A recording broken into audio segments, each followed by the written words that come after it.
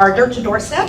Home ownership is a huge part of the American dream, and we're all hopefully going in that direction. So we're going to pass it over to Carmen Hickerson. She's the executive director of the Home Builders Association, and she's going to be our facilitator today. Thank you, Christina. So we're looking forward to having today's conversation, and I'm going to start by introducing our esteemed panel, who is going to give us all kinds of great information. So first up is Scott Lucke of Robert Lucke Homes. Robert Lucke Homes has a 70-plus year legacy of building quality custom homes, making it one of the longest operating in the Cincinnati region. It is now in its third generation of family leadership, with Scott serving as the president, a role he took on in 2013. Robert Lucke Homes has been a Homeorama builder since 1976, earning countless awards for design and architectural excellence. Scott. Dillon Houk is the operations manager for D.R. Horton Cincinnati. He has been with D.R. Horton for 6 years and is in the residential home building business since 2005, with roles that have ranged from construction superintendent, area construction manager, and operations manager. D.R. Horton is the largest home builder by volume in the United States, operating in more than 126 markets across 36 states. They established their operations in Cincinnati in 2019, and they are building in 9 communities in the region, including their first foray into Northern Kentucky in Hebron. Rounding out the panel, we have Michael Goedde, Regional Purchasing and Operations Manager for Dries Homes. Dries is currently building in more than 60 communities throughout the region, with a portfolio of single-family homes, townhomes, and condos. Dries was also named one of the best managed companies in America for the 5th year in a row by Deloitte and the Wall Street Journal. Michael has been with Dries for 11 years, is that right? So welcome to each of you. I'll start out with some questions to get us going, and then we'll also take some questions from the audience. So at the last Lunch and Learn, we discussed what goes into getting a lot ready for building. Today, we're exploring the home building process itself and some of the common themes and challenges that impact the overall timeline and budget when you're building a new home. So let's just start a little bit with the process itself. Once there's a lot to build on and someone makes a contract with you to build the home, what are the steps that you take to start building the home? Yeah, so we call that contract to start. So we'll start, homeowner goes in a model home, meets with the market manager, starts building the contract out. We allow some custom design requests, so we get those completed at that time, then finalize all the paperwork, and then we move forward with the process. So first step, we get that paperwork submitted to the office and to the builder. The builder will perform a specific lot condition or a lot abnormal or a lot differential on that lot. Now that we know what house and what options are being built on that said lot, we'll use that feedback to potentially update the plans when it goes to architecture, or we'll use that for estimating purposes down the line. And then from there it goes to architecture, we get the plans drawn. Then we, ideally at that time when they're done, we review them with the homeowner, make sure this is meeting our expectation that we discussed a week or so ago, building the contract. Then from there, we're going to plot plan, getting that. Depending on the municipalities, we might have to get truss layouts, we might have to get I-joist layout or floor system layout to then move forward into the permitting phase. While all that's going on, we're introducing the design. So we have 1, 2, 3 design appointments depending on the buyer. So putting all the gingerbread on the house. And then from there, you might want to do some sort of pre-construction meeting. So maybe meet the on-site builder, build that relationship, identify kind of where the house is sitting on the lot, walk through the selections and the prints, make sure again meeting that expectation so we're all on the same page, because once we hit the start date, we want to keep rolling. Then from there, get it estimated and then start the house. Is it any different, Scott, for your side of things? Yeah. Yeah, so obviously we build about 12 houses a year. Our average price point is right around $1.5 million right now. So it's significantly changed from, we used to build 50, 60 houses a year. Average price point was around 500,000. So our process from the time we sign a contract to the time we actually start construction is anywhere between 3 and 4 months from the time we sign a contract. That's dictated because we do a lot of meetings with the customer in regards to the plans. When we sign a contract, we're basically signing the contract based off a preliminary plan, and that preliminary plan has all the specs listed with the contract of what's included. And then we set up a meeting, we call it our plan review meeting with the customer, and we sit down with the sales manager, the architect, the construction supervisor, our selections designer, and we all sit in one room with the customer and we walk through every aspect of the plan. At that point, changes happen. In the custom world, people start making design changes based off even what they wrote the contract on. So what we'll do is we'll sit in a room probably for about 2 hours, going through the plan, going through all the opening sizes, everything with the house, ceiling heights, everything that goes into building a home, we're discussing at that time. They decide to make changes, and that's when we label it out, and we go through a change order process, and we label every request that they have that they're looking to do. That's the reason why it takes so long, that process from the time we have that plan review to the time we start construction, because there's a lot of requests. I mean, there's 40 or 50 items that we're pricing out at a plan review for our customer to say yes and no on. And then we make the changes to those plans, and the customer gets the plans back, and then they sign off on those plans. And then we go for a plot plan.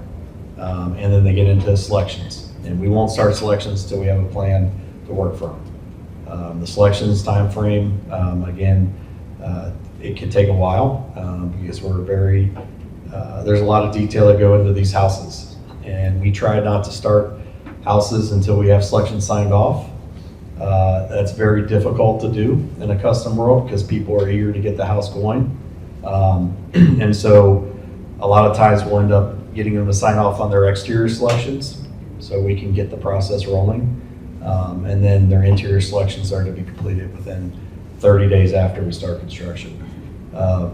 So it's a long time frame for us to start the house, but there's a lot of important details that we have to get right before we submit for permit and we start construction.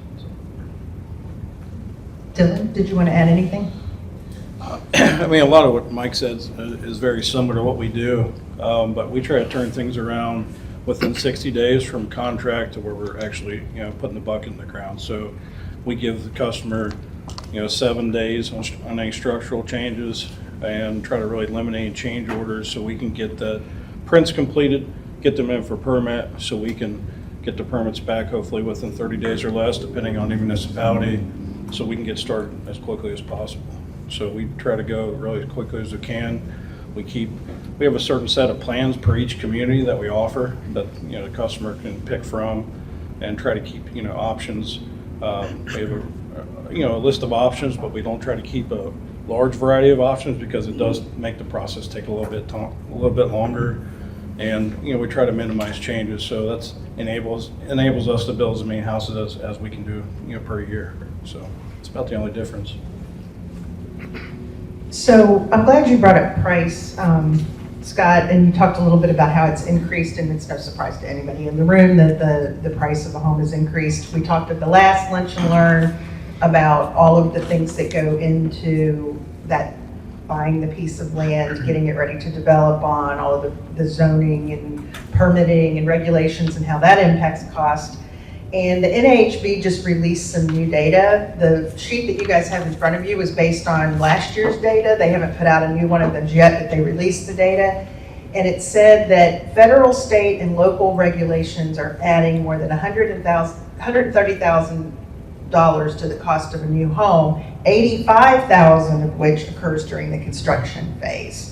So can each of you talk a little bit just about the local, state, and federal regulations that you find to be the most cost intensive, how they impact the building process and how that can add up quickly when it comes to the overall cost of the home?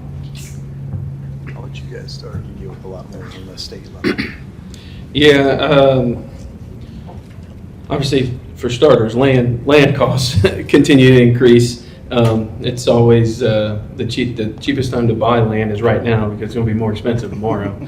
But in terms of like regulations, just thinking over the last year or two, like electrical requirements. One instance is can't have outlets in the island anymore, and so you got to put this pop-up in the island if you want some electricity there, and that costs more than all the outlets put together. So just simple things like that. There's some energy companies who aren't installing temp poles anymore, so now we have to find someone to install a temp pole, probably pay more since they don't do it all the time. Some of the municipalities think their acreage is the most glorious acreage ever, and you have to brick wrap the home. You have to use all hardy, no vinyl. Some of the more expensive products on the exterior. If you're going to add a brick wrap requirement, that's going to add time to your build schedule. Obviously cost, obviously changes to the plans. Now you got to come in 4 inches on each side. So it's not just direct costs, but indirect costs because of those direct costs that we're experiencing out there. That's it. Yeah, the biggest thing I think, a lot of it's energy codes. The energy codes that's changed in the last 5 years of different insulation that we got to use, different products. That's really increased to make an average, some homes up to $40,000 a home compared to what those prices were 5 years ago. Some of the stormwater pollutant plans that we have to put in place cost us a lot of money. We have to put silt fence, silt socks, wash-up pits, a lot of things that are regulated more strictly now than they were 5 years ago. Those add extremely large cost to every home, more than probably what a customer realizes. When we see a vendor drive over a silt fence and you're spending $4 to $5 a linear foot for silt fence, and you got to replace all that. I mean, that's a cost that that the builder's eating. So a lot of those regulations really add up and factor into the price of the house, and that's between energy cost and some of the stormwater regulation and building code updates. That's what's really driven the building process up.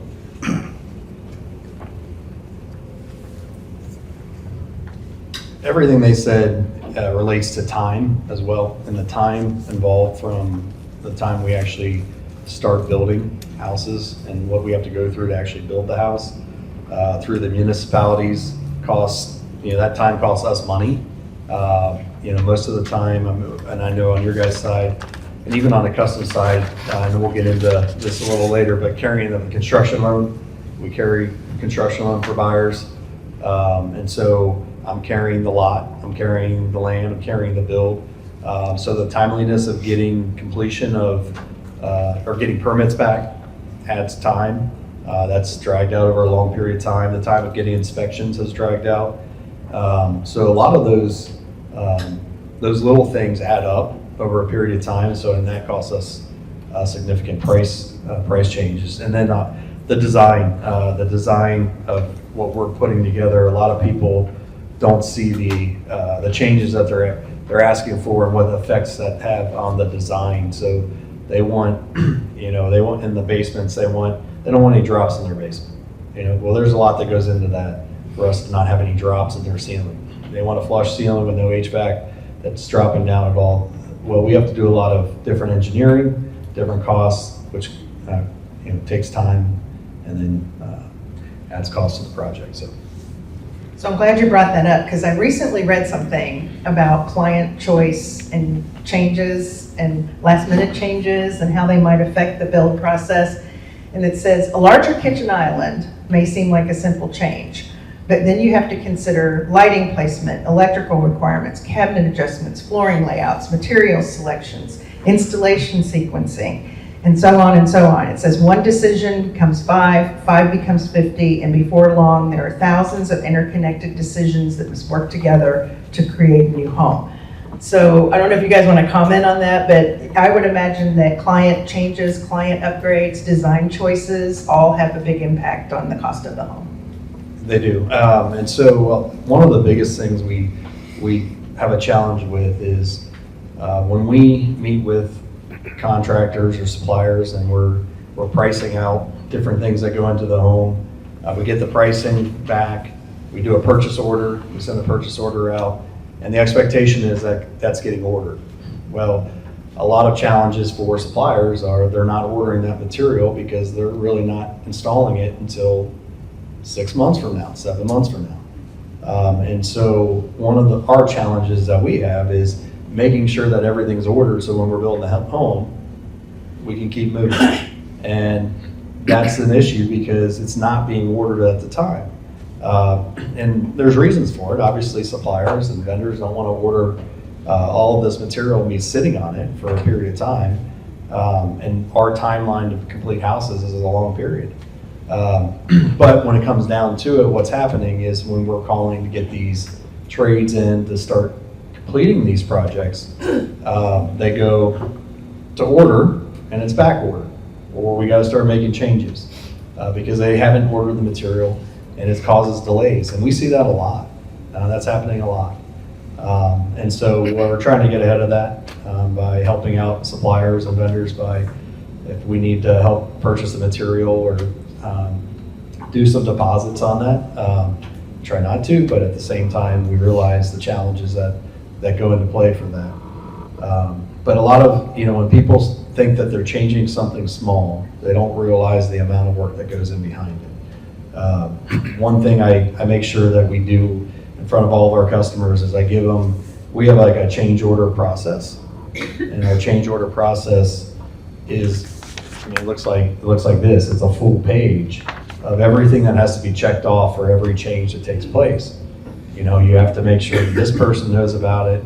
The selections, how does that selection affect the plan? What the plan does, sending it out to the subcontractor. It's crazy. So I want, when we try to eliminate changes, but on every job we have, 40 to 50 change orders. And that's very difficult to manage and manage appropriately. So we charge fees for it. People don't really care about that. They keep making changes, but at the same time, trying to meet the expectations up front of what that change does and how it affects the overall build on the house. Probably a little different in your all's world. Do you want to talk about how that works? I mean, adding changes, just adds time, money, rework, stress, frustration for everyone involved in the process. He was alluding to, lead time issues. If you have to order cabinets 30 days ahead of install and 2 weeks before you change your cabinet, well, shoot, now that activity's postponed 2 weeks and that's going to postpone the next activity 2 weeks. Then it just, spirals out of control. To your example earlier, we're the builders, so we've been building for, we're close to 100 years, you said about 70 some years here, obviously for a long time over here. And we design plans, with the customer in mind, but like, let's say we're going to upsize that island. Well, there's a couple hidden things that go along with that. I mean, can we get the granite or quartz slab through the house? Are we going to have to cut that in half? Is that going to be meeting the expectation of the customer when you have that splash right down the center? Those kind of hidden things, you don't think about it. You're going to extend that island another, 4 feet to the left. Well, shoot, you might have to double up the joist downstairs. You might have to add a beam down there. Another $1,300 you weren't expecting to pay. And they're like, well, why am I paying this, right? So adds work, adds time with any changes. But the biggest thing for me is then for my vendors and obviously for the homeowners, because we order said item. Yes, they got the change order. Yes, we informed them in a good enough time, but did they get that other one discontinued or not ordered or off the list? Did they happen to install the old one and now we have to rip that out, and now it looks like in a homeowner's eyes we don't know what we're doing because we didn't install the right thing at the right time, and then we're taking and robbing our vendors and trade partners resources. Now they have to come back and rework our process or project instead of going to his house and building his up, right? So Yeah, change orders are really a thorn in the side. So we really try to limit those as much as possible, but they do happen. And the biggest thing is they slow things down, and we try to communicate to everyone, all the vendors, try to send an email, they get an updated purchase order, but do they always get it to the right person in their department? It doesn't always happen. Then, the wrong flooring could show up, and, again, the vendor's tearing it out, we got the change order, but didn't get to our installation team, and it delays the whole process. 1 week of construction delays cost thousands of dollars, from interest cost to, the vendor cost of the multiple trips they make out. So change orders are something we try to avoid. We give the customer a certain timeline if they want to do a change order after they write a contract, and that's their cutoff. After that cutoff, we don't allow them to do any changes. And we really try to stick to that, and that's what enables us to build as many houses as quickly as possible, because change orders really slow things down and cost a lot of money and a lot of frustration. So trend-wise, what are you finding that homeowners are willing to spend more money on? What are they, what is the big thing now that they're interested in? I watch a lot of House Hunters, admit it. And I'm constantly surprised at how many people seem, at least the way that they're presenting it on TV, less concerned about the location and bones and more interested in whether or not it has a granite countertop. Right. So I'm just wondering what customers are willing to pay for, and what you're able to explain to them is not really going to create value for them in the long run. I mean, typically what, they want to upgrade their kitchen, change their cabinets, countertops. They want to add a third car garage if that's possible. I mean, that's what really adds, value to the house. Typically, things they don't worry about too much is lighting or carpet or landscaping, because they feel those are easy changes they can make later after they close, and some of the lesser expensive changes. So kitchens and bathrooms, and if you can add additional, like a third car garage, it's really the biggest things that I see. Yeah, I echo all of that. One big thing that's over the last couple of years, golf simulators. Finding space in the house for those, whether that be dropping the basement slab a foot or two to accommodate that, or add that additional garage space so you can have a golf simulator in there. And then something there's some innovations out there, obviously, in our world. The one thing I'm going to say is like secondary baths. Like some of the fiberglass surrounds out there with the built-in shelves are just so much nicer and usable than they were 20 years ago or so. And so just simple things like that are letting our homeowners know, like, okay, we don't need to upgrade to tile walls and throw in a couple shelves, because this will serve my purpose. And you know what? 10 years down the road, when my kids are old and down the house, I could upgrade to tile if I wanted to, but that's a kind of cost savings right there for them. A lot of ceiling heights. For us, we see a lot of 10-foot foundations, not a huge, I say huge, when we're talking about a scheme of $1.5 million house, adding a 10-foot foundation versus a 9-foot foundation, not a significant cost for them.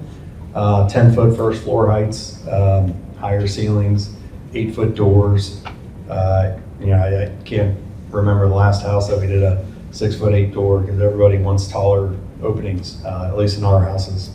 The golf simulators, we do a ton of golf simulators. The outdoor living spaces. It's funny when you go to a lot of these older houses, and I tell my sales manager this too all the time, because we still have people that they want to spend $1.5 million, but what $1.5 million gets you now is a lot different than what the expectations are. But when you go back to a lot of these older developments like Heritage Club, Weatherington, really nice developments, really big houses back in the day. And you look on the back of those houses, and none of them have covered porches. There's very few of them that have covered porches. But in every house that people come in today, they expect a covered porch. And a covered porch can be $100,000, it can be $250,000, based off what they want to put on the back. So having that expectation of what you can get, and I'm kind of rambling on here a little bit, but I go back and say, well, back in the day, they didn't do covered porches. They were fine building, $1 million houses without covered porches. So if they don't want to spend that amount of money, they don't put the covered porch on. Mm-hmm. But the expectation is that, no, I'm building $1.5 million house, I should have that. And everybody does it. And so outdoor living areas are a big thing for us still. So one of the other areas that is a big impact on the cost of building a new home is obviously labor. And I know we heard a lot in the last few years that labor shortages impact your ability to stay on budget and stay on schedule. I'm just wondering, is that still a big challenge? What is it, what is that like right now? And are there particular areas that are a particular shortage or demand versus others? So can you talk just a little bit about the labor situation?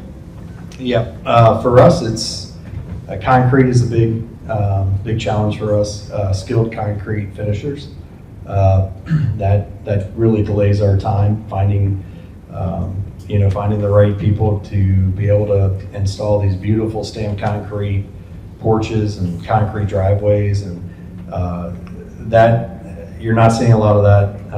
A lot of younger people coming into the concrete world, so that kind of skilled labor we're really seeing a challenge with. And then built-ins, I think I said this last time too. Built-in companies have been a challenge. Cost of built-ins are crazy, they're outrageous. I understand why, lumber-wise is up, but they've jumped up significantly. So those are the two big skilled ones. Interior trim labor. A lot of older people are retiring in our industry, at least the people that we've had relationships with for a long time. So they're training younger guys to come in, and unfortunately, the younger guys are not learning what it took to be able to manage expectations, and so it's us having to teach them, not the owner of the company of the trade that we're hiring. We're having to tell them, hey, these are our expectations. This is what we've expected over the years. So people training their employees, understanding what the builders are expecting, because we know what the customers are expecting, is a challenge. Yeah, that older workforce declining, and those are the people who we want on our jobs. Those are the people who want to be there. They want to work. They take pride in their work. They show up. They stay there till the job's done. And I see that all the time. Where it's 3 o'clock. I gotta get home and do whatever I have to do with some of the younger generation, or it's just kind of shoddy work at times. I think our industry is looking for ways to simplify all the work. One simple thing to come to mind, plumbing, let's say, gluing and priming CPVC together, as opposed to now, PEX or Uponor, which shark bites real easy, right? Trying to find efficiencies there without sacrificing quality is a good goal. So as long as we keep the quality and make it easier for the younger generation, that's what we kind of have to do. In terms of labor shortages, maybe not as much in Cincinnati, but definitely across the river, the terrain's a lot worse. So I think we're talking about flat work, but like having that qualified foundation crew to do those, drops, those big drops, big 15-foot foundation walls, when you're building on the side of a cliff, those are getting few and far between. I will echo the exterior flat work, exterior trim, some of the bricklayers, stone laborers, they're getting dated right now, and nobody wants to do that stuff anymore. Yeah, I would agree. The biggest struggle we see is the mechanical trades, HVAC, plumbers, electricians. But one thing I've learned, a lot of high schools now, vocational schools are now pairing up with a lot of our residential vendors to try to bring them on either during high school or after they graduate. That way they can enter into the field as HVAC certified person or a plumber or electrician. So I found that's helpful, but there still isn't enough there to fix the labor workforce problem. It's definitely a problem, but the part of it is also understanding their capacity. When you bring a vendor on, understand their capacity and it's easy to burn a vendor out because when they start with you, they say, look, I can do 6 homes a month for you. Frame labor and the frame labor that can do the job properly. It's easy to put guys out there, but sometimes they don't always know what they're doing, so you got to make sure you have the right skilled frame labor because that's another key area as well. I got one last thing there, talking about framers, bricklayers, some of these, we do, go across the border to get some of these labor forces. And, over the last, 4 years or however long it's been, there's been some scares. And, we've had, bricklayers, brick crews just not show up. You can't even contact them. And for whatever reason that is, that we might not always be able to turn to that labor force either. Good point. So I feel like you can't have a panel discussion without bringing up AI. Okay. So, and I'll just make that broader than just AI, but I'll just say, what are new technologies or products? You kind of talked a little bit about it on the plumbing side or construction methods. I mean, how are you in your industry using new tools and innovation to try to streamline things and how that might impact the cost of building? Yeah, AI in just a short time has come a long way, and I think it's really going to impact this industry in the future for literally all steps of the process. There's companies out there who use an AI technology to identify potential land opportunities, literally pulling all market data into one platform for the seller. AI technology in the contract to start process. How can we submit a plan and say, hey, spit out an estimate for me, potentially even draw the plan, produce the house in real time. A lot of things there. As far as, building practices, saw something the other day about, essentially you have a machine on site in a community and it uses AI and gets all the materials, and this thing just grabs all this material one by one and build your frame packages right there on site. And that's because it's not really a setup thing, it's just using AI and looking at the plan and pulling what it needs. So there's a lot of opportunity on the horizon when it comes to AI.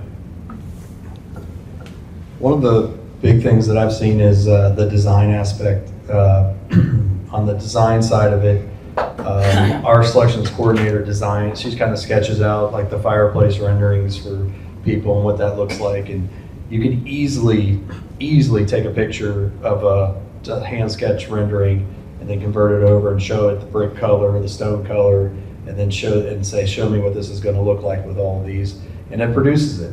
Now every one that we show, we have to let people know that it's not, the reality is it's not going to look like that. There's, color wise it might be off. The expectation up front is, hey, this is what we've told it to select, but it might not be the exact color. So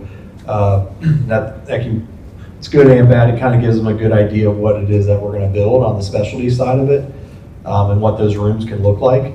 But there's also some hesitancy to say, hey, this isn't a perfect formula. And so with that, the other side of that is with AI is everybody thinks they know how to build houses. We get a lot of that where people send us stuff that they said, well, ChatGPT told me this, and it's like, oh God, here we go. And so we're getting more and more in that, and it does, it fills them full of questions and curiosity. It may not be right answers, but it gets a little scary, and then you have to have that expectation up front, which we try to do with people. ChatGPT is not building your house, we are. And so that conversation's come up over the last year a lot more. But yeah, other than that, as far as AI goes, from our standpoint, everything is just so custom. So I don't see it really affecting us on a building side of it as far as building for us, labor-wise, because everything's so skilled right now. Yeah, I think on the design side of that, I've seen some of our vendors. We have one vendor that does all 3 mechanical trades, HVAC, plumbing, electric, and use that to help with the designs to save them material costs. AI, like, hey, how much plumbing should go in this house, and it helps them decrease their costs, save money by reducing the amount of pipe they use, the amount of fittings they use, the amount of wire they use. So some of the AI stuff has helped them with what the design side of it, just from a savings standpoint. So there's a lot of opportunity there. AI can do so many different things, but I think it's only going to help our industry. There's obviously things you got to watch out for because things look so real with AI. Sometimes customers get fooled, so that's the only tricky part of it. But it's only going to get. I think it's only going to get that AI is only going to continue to help the industry.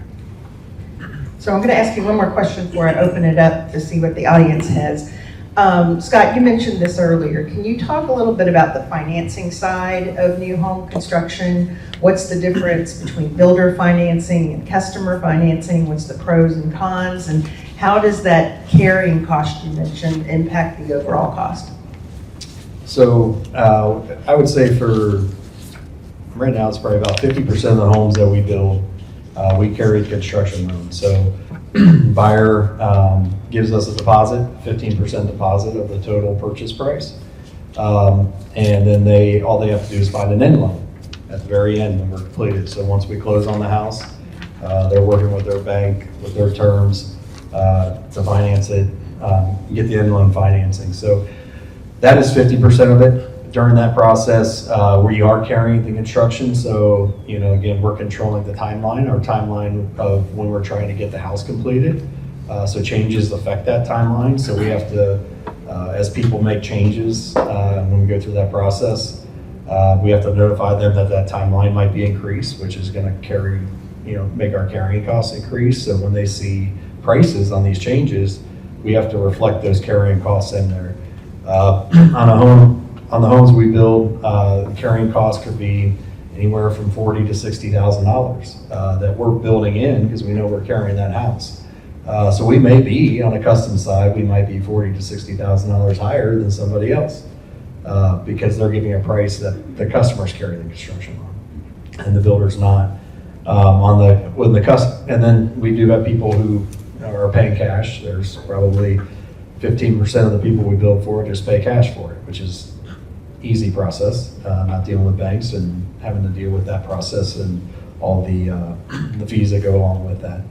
But a lot of, I'd say the other 15% are carrying the construction loan, so they're buying the lot, and then we're doing draws.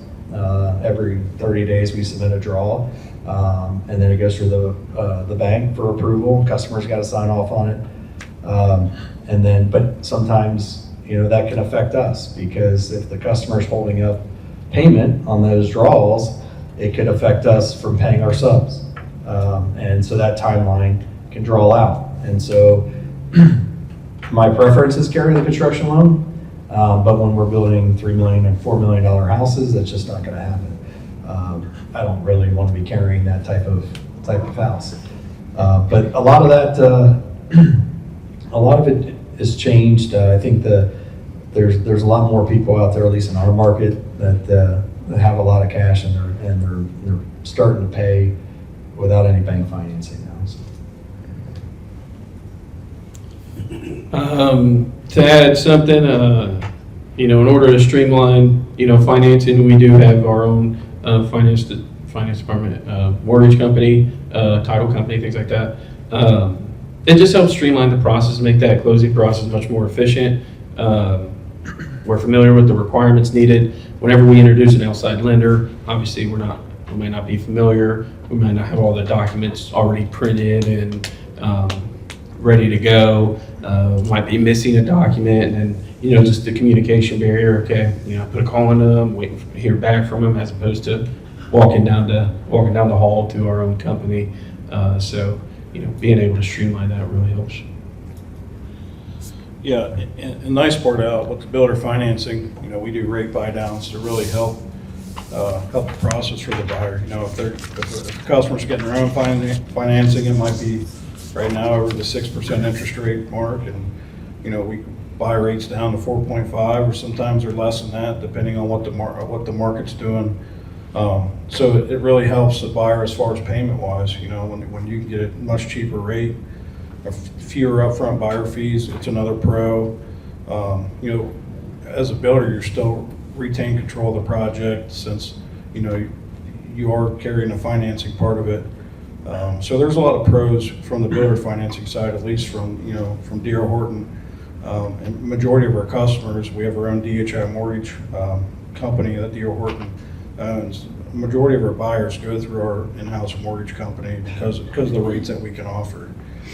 It really brings a lot more buyers in when you could save them $400 or $500 a month on a payment versus them getting their own financing from their own bank. So there's definitely some pros on the builder financing side. All right, so what questions do you all have? Who's got a question?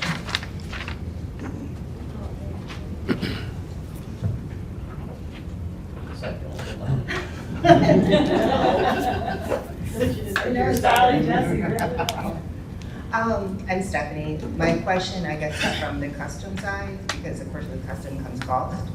How do we kind of build a bridge between the builder, and then a lot of times when they are building these $1 or $2 million homes, they're working with their own personal designer.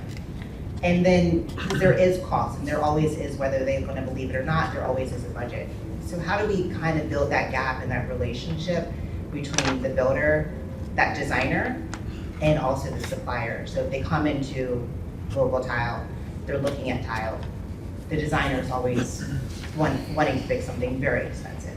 How do we relate that to the builder without throwing the designer under the bus or asking them, hey, like, although this is a custom home, you know, the builder or the customer's thinking, well, it's only $100 a square foot, but you're also looking at $200 a square foot. So we want to have that good relationship without, upsetting them, but also kind of keeping that good, communication with them. But a lot of times when they do come in, it's just kind of like a free-for-all, but there always is a price. Right. Yeah. Yeah, so what we do is, and we obviously, when we price a house, we have a standard line of tile that we're showing them. And that, the price per square foot associated with that, they know what they're working with on there. And then a lot of the times, well, the majority of the time, we're giving them an additional allowance that goes towards tile upgrades. And we share that with the designer. The designers that we've worked with for a while. So they kind of understand where we're starting with on our starting price point. And then they help kind of rein in sometimes the customers. Most of the designers that we've worked with have done a great job letting them know, hey, and kind of helping us as a builder and then you guys as a supplier of saying, hey, this is well beyond what you discussed originally, and you have to be ready for the prices to be drastically different. Obviously, you're aware the tile itself is one cost, but that labor cost associated with a lot of these tiles too is a significant difference. And I think a lot of them, a lot of people, designer-wise, the good ones understand that. Some of them just think it's a tile price. Yeah. And so them being able to let the customer know, hey, this is more than just the tile per square foot price. There's a lot of labor associated with putting these tiles together. Yeah. And so that designer really needs to be educated on it. We have I have an on-staff interior designer who puts our selections together, who's very educated in that and helping our customers know when they do go outside of us. And some of them don't have designers. Yeah, a lot of them that we work Yeah. with, they just don't. They come in just a free for all. And so working, the sales rep at these places has to communicate with our designer, and she reaches out to them to say, hey, here's what we're working with. We try to keep them more in-house because, I know you're aware, but once they go outside of our design center, anything on the custom world they can pick from, they just don't have any idea. They go to the tile shop and they say, oh, well, look at that. It's $15 a square foot for that tile. It's like, well, hold on. There's a lot more that goes into that. So it's the communication is the biggest thing, and expectations up front from my interior designer on staff to the rep at the tile company. That makes sense. I guess, like I said, a lot of times I'm frustrated because sometimes it just seems like, like I said, if the builder is not directly working with that designer, it's just a lot of butting heads that Yeah. a lot of times we don't see, and then we have to drive them back in and Right. and out, and then it's like, well, if we would have kind of like set the expectations before the customer came in, and you would have told me, hey, like, their allowance is $15, a lot of times they'll just come in blindly. So it's just, we don't want to do that, and also we don't want to upset the builder Right. or the customer. Yeah, and that sounds like a communication breakdown between the builder and setting expectations. Yeah. Having someone on staff. A lot of custom guys don't have interior designers on staff too, so that it makes it challenging because they're only built a handful of homes. Having that communication and expectation is huge. So. Did you all have anything with it? Any other questions from you guys? I have bunch today. Okay. I don't need that. Well, it seems like to me that like pre-COVID prices, house prices were here or whatever. And then COVID hit and it went skyrocketed up for home costs, and it's been there for a while, right? Now we talked about labor shortages and the supply chain and all that stuff that happened with COVID to make those prices go up. But like, what particular aspects of the home have you seen like that price just go stupid? Bricklaying. Is it the trades? I mean, I'm curious to hear like what aspects of that thing. Land starts with it. The land price is dictating the biggest thing now that I'm seeing. I mean, the lot prices have jumped so significantly. The cost to develop has gone up significantly. So you're already starting backwards because you're dealing with land that's higher than usually it's for us it used to be about 18 to 20% of the sale price. Now it's like 35% of the sale price. So that's a big one. For us, one of the big things is there's just a lot of specialty things that go into the custom houses. So once they start expanding the footprints of the house, they don't realize the changes that are taking place structurally with the house between the steel and the floor, the joist systems, and what's that causing on a cost basis. The big thing for us is we see differences in elevation of houses too. The elevation of a house, the front facade, I mean, they could be $90,000, they could be $250,000 because of what they're showing us that they want. And that's a significantly price difference, especially when they're asking, hey, how much per square foot do you build? Well, if the square footage hasn't changed, but your elevation changed from 90,000 to 250,000, and the price per square foot just went up significantly.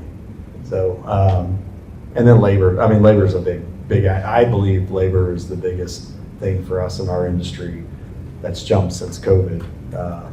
Is the prices have especially for us, because we really limit the people that we're working with because we want to make sure they're qualified. That we have qualified people on our jobs, so once we find them, they're kind of dictating pricing for us until we come back to them and say that doesn't work anymore, or we got to go find somebody else. And in the past when we've gone out to find other people, sometimes it's just not being managed appropriately, or the sub is not being managed appropriately, and it's causing challenges. So. When it comes to the labor side, just being efficient, and like I said before, that older generation wants to be there on site, wants to work. They were very efficient at their work, at their job. They were there to get it done. But what I'm finding, you're adding another day here, or you have to add a second set of hands, which just keeps increasing the labor cost just because inefficient or unskilled. So that's a huge part of it. I'll be honest, I don't believe anything got back to pre-COVID numbers, from excavation through final clean. Everything has increased. Obviously like lumber at that time skyrocketed. That did drop, but it's still not down pre-COVID numbers. And I'm not sure anything would get there. What we experienced over the probably last month or two, couple months, obviously fuel surcharges, that literally affects everything, especially any machines, so especially at the front end, concrete, excavation, but freight. So your brick coming from Georgia, that's going to be increased over that time period, just to get it up here to Ohio. Everything come from overseas, everything come from, Texas, that comes with cost. So fuel surcharges are a big factor for just about everything. And unfortunately, I don't know what the truth is behind it, but, I think there's a lot of our industry got comfortable with some of the margins they were receiving and just haven't been able to come off those margins. It's kind of up to the homeowner or the home builders to decrease their margin in order to sell homes to stay alive, Yeah, a lot with what he said, but, the biggest thing, land obviously is number one. Land's increased substantially in the last 5 years. Concrete has increased anywhere from $50 a yard to $80 a yard. I mean, you have on a small, say 1,500 square feet house with a 2-car garage and 2-car wide driveway, you've got 100 yards of concrete in that foundation exterior. So, I mean, you can do the math, and just on the concrete cost alone, the aggregate that goes in the concrete, that goes up. I see increase every April on our concrete costs, $6 or $7 a yard, sometimes more than that. And I don't know if it's really going up that high or it's just greed from the concrete companies, because there's only so many that you typically can buy from in the area. But concrete's huge, and labor's went up at least 20% in the last 5 years. The cost of drywall has increased almost 50% in the last 5 years since 2020. The materials, that's a battle I see every year when we're pricing out from our drywall suppliers. So those are really the biggest things that I see as land, concrete, gravel, and the labor. The labor's a huge part of it. So that's really changed a lot. I don't know if we'll ever get back to the pre-COVID numbers. I think those companies seeing that we're willing to pay that. Obviously, that's why the costs of the houses have been much higher, and it's just the market that we're in. So I don't know if it's really ever going to go backwards. We'd all love to see it, but I just don't think that's how it's going to go, unfortunately. So I've got a little lightning round, and you guys have covered most of these. I should have made you little paddles. I should say like fact or fiction, how they do on TV. But I'm just going to ask you some quick questions, and you can just say fact or fiction. Builders make huge profit margins on every home they build. Fiction. If I might explain, ideally we want to make the same margin, but obviously we introduce change, right? So there's some costs that don't always get captured on that. There's indirect costs that go into that. We dig into the lot, and there's some abnormals under there that we might run into that, drive up the cost. What this market has experienced over definitely last year, maybe the prior year, some humidity issues. What does that do? Well, mold remediation. Well, it's not the homeowner's fault. Not our fault either. It just happened, So there's not only remediation, but rework, and then the dehumidifier, getting those on every job, things like that. Then also sometimes I know you probably don't do many markets, but or spec homes, whatever you want to call them. If you have the wrong market picked out and it's been out there for a year not selling, you're going to drastically decrease that.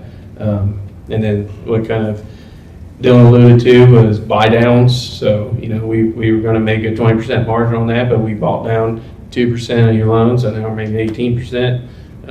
So, no, false on that one. I would agree. It's spec homes one thing. One other thing too is sometimes you contract with a customer to build a house, and they might be still having a home to sell, so you might actually start their home for another 4 months until their house sells. Well, the pricing you agreed to 4 months prior to that, the price for lumber, for labor, for drywall materials, whatever it is, it was a price at that time, and then you go start the home. So you read the contract 4 months prior or 6 months prior, you go to start the home, and those have increased 10%, 15%. So you're losing margin right there by the time the home starts. So there's factors in there that sometimes buyers don't always consider. It comes down to timing. So it's definitely fiction by far that builders make a larger margin every house. Maybe that's not too late. Yeah, so for the same thing, fiction for us, because we there's a lot that goes into, as a family-owned business, you know, you sit there and people are coming to you for your reputation. And one of the things that happens when you're building houses, sometimes you run into problems. And those problems you try to hide from the customers. And unfortunately, it costs you money. And in our industry, problems happen. You know, there's a challenge on every job. And I tell every customer there's going to be a challenge on every job. And at the end of the day, you got to rely on me to be there to take care of that problem. And you know, honestly, that's why I think they build with us, is because we try to hide it from them the most we can. So when we put in pricing out there and we're pricing a home, you know, we're not pricing it to know that there's going to be a problem there, but problems do happen, and sometimes you just got to eat it, and it happens more than what people think. And so the last thing you want to do is go back to a customer and say, hey, we missed this, or we did this, and I've got to charge an extra $5,000 or whatever it may be. So that happens a lot. And then the timeliness, you know, it takes us, from the time we sign a contract to the time we get completed with a house, it's 12 to 16 months. I mean, our time cycle is crazy. So between there, we are getting hit with price increases. You know, some of them we can account for in our contracts, like lumber. We do put in there an escalation clause, but some of that we have to eat up to a certain percentage. So, and that happens, it can happen quite a bit. So, fiction. Building a home today is easier than it was 20 years ago. False. I say that. I mean, I've been in the industry now for 25 years. I'm 47 years old. And there's just so many different obstacles that we go through when we build a house. More challenges today than I've ever seen. And it just, between the customer's expectations when we build houses, and the expectation of what you get for your dollar, and you got to appreciate that. You got to understand people are spending this amount of money, so it's like, I get it. You're spending $1.5 million. You expect the best. But unfortunately, you know, we try to deliver on that, and things happen, and you got to make sure, again, the customer expectation. So, and then what we deal with on the labor side, you know, has really impacted us as an industry, and making sure that doesn't get reflected on the customers. And so we fight. I mean, everybody up here fights every day to try to make these experiences, these personal investments for our homeowners, the best possible experience. But there's just always challenges, back-ordered items, discontinued, can't get the material anymore. I mean, it can go on. I can sit up here all day and talk. So. Yeah, I agree. I mean, even with technology, you know, it's helped make certain things more efficient. It has improved certain things. I mean, communication, for example. I mean, we have a scheduling software that pretty state of the art, and essentially with the click of a button, we can tell X vendor that we're ready, and they say, okay, I'll be there, and don't even have to pick up the phone. However, if you remember back in the day, you go to the job trailer, make your calls, and you go out and you're checking on all your jobs. You're not getting constantly interrupted. Now with these, you know, you'd be missing a phone call, you'd be interrupted all the time. Now you can't remember what the last conversation was because you got back-to-back phone calls. Or you're pulling someone off their job, pulling someone off their work because they got to pick up the phone again. And so, yeah, definitely a little harder now. Yeah, I think the biggest impact is the labor force. It was a lot different 20 years ago. You know, we had a lot more skilled concrete workers out there. Well, guys were younger, willing to do the work. And I think that's probably the biggest challenge. I mean, I do agree some technologies help with certain schedule programs from the old pen and paper, but the labor force has changed, so it definitely is harder. All right, I'm going to throw a surprise question at you now. This wasn't on the list, but you've talked a lot about the challenges. You talked a lot about how things are difficult, and there are a lot of barriers and obstacles to overcome, but just tell us in your own words, what do you love most about what you do? What is fantastic about the residential construction industry? So I'm not the builder anymore, you know, and I'm not the market manager selling the house, and I'm not the designer designing the house with the customer. So I'm pretty removed from that aspect. Handing over the keys to our customers, and I've experienced it. All of us experienced. We get a new house, and what a feeling, And now these are new houses, and my company did that. We built that house for you. You're gonna, grow old here or raise your family here, and I know this is quality. I know the structure is going to last you, and so that's what keeps me going to work every day. It's when the customers, when we complete a home and the customer moves in and we're sitting either at a closing table or I'm at their house and I'm walking through the house with them at the final completion and hearing about how great of a process they had. That's awesome. That's exactly what we strive to deliver. And in the challenge of the industry that we have, when we can get that answer from our customers, there's no better feeling than that. We can, I do a lot of land development as well. So I develop the property, I build the house, and I can sit back and look at the community and say, wow, we developed this. This is really cool. I did the land, did the house, put it all together. So to sit back and have that, the vision that we started with from raw ground to the time we got done building these large houses, it's really cool to say, wow, we did all of this. So really cool experience. Yeah, I think personally, I was in the field for a long time as a superintendent, and for me to drive through a neighborhood when a neighborhood's completed, and you see families out there and their kids playing in the yard, and you're like, I helped do that. The company I work for helped do that. That's probably the most rewarding thing, and that's what he says. I'm not in that position anymore, but it keeps me going every day because I know I impact that. I mean, some people dream of having a new home and think sometimes they're never going to get it, and they finally get that brand new home that you built for them and hand the keys over. So that's really one of the best feelings, and this is why I work in this industry, because that's one of the most rewarding feelings to have, that you impacted someone's life, and that's the biggest investment that they're going to do in their entire life. So that's what really drives me to do this every day. Great. Let's have a round of applause for these guys. Thank you all so much for taking the time to do this today. I'm going to turn it back over to Christina to wrap things up. Thank you guys very much again. Thanks for help building the American dream. Thank you all for attending today. Again, if you'd like more information about getting involved with the committee at the HBA, I'll be around for a little while after. If you're registered for the Reds event, we can't wait to see you tonight. The next HBA outing is the golf outing on July the 27th, which golfers are sold out, but we still have sponsorships available. And I think that's it for today. Thank you all so much for coming.